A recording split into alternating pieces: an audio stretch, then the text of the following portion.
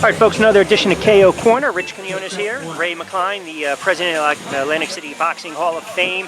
Getting set for a good card next week, next Friday, right outside the Claire. It's a nice little backdrop. Good card, Ray, and we talked about this before. First and foremost, how's the card shaping up? It does look like you got some good, solid fighters on it. We're pretty excited about it. I mean, this is the fourth installment of the boxing series Fight Night here at the Claridge. This here card, you know, we have Anthony Young, Atlantic City, Pleasantville product, headlining. We have Thomas Lamata, who's also Rising Star Promotions, is the also co-feature on it. We have Dallas Holden from Atlantic City making his pro debut. Christian hopefully I'm saying his last name. Christian Cardo. Cardo is also fighting on the card. We have a couple fighters from Rock Nation that are on the card as well. So we feel like it's an unbelievable card that we have put together, and it's going to be pretty exciting for the fans. I think sometimes people lose sight, maybe they don't understand the value at times of small local shows.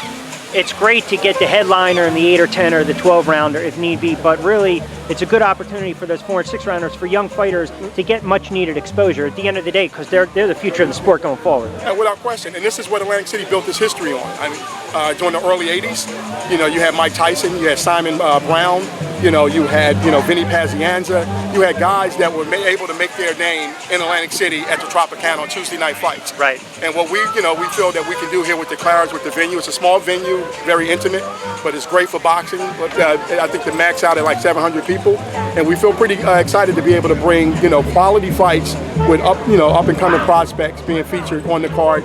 There's no 10-round fights. They're all 8, 6, 7, 4-round fights, and we're excited to be able to give that to the fan. I'm just curious. I asked Larry Hazard this about a year ago, but just going forward in Atlantic City, trying to make it that boxing destination again for, say, major unification title bouts, whatever sanctioned body, maybe WBA, WBO. I mean, is that in the foreseeable future, or does it really depend logistically, the venue, the cooperation of the city, the sanctioning bodies? I mean, talk a little bit about that. It's a combination of everything, and what we're finding is instead of waiting and waiting for a big name promoter to come in and do a show, we decided that we would put our hat, into the ring and do, shows that would be able to attract the fan base. Hey, look, it got dormant for a while, and when you start hearing, bad publicity going out about Atlantic City and possibility of bankruptcies and everything else, people start thinking Atlantic City is dead, and it's not. I mean, it's a Thursday night, people are out in the park listening to jazz music, people are on the boardwalk walking, they're shopping, they're eating, and we feel, hey, look, if we can introduce boxing back to the community again, and not do it with, fighters that are coming in from all over the world, but local talent. Or keep it in-house. We have some guys that have some unbelievable record, and they're fighting on a national platform, and they're known, because of social media and everything else, they're recognized. So we feel, hey, look, why not highlight them here in their hometown? Everyone else do it, why not do it here? So the Claridge has been an unbelievable partner with us in it.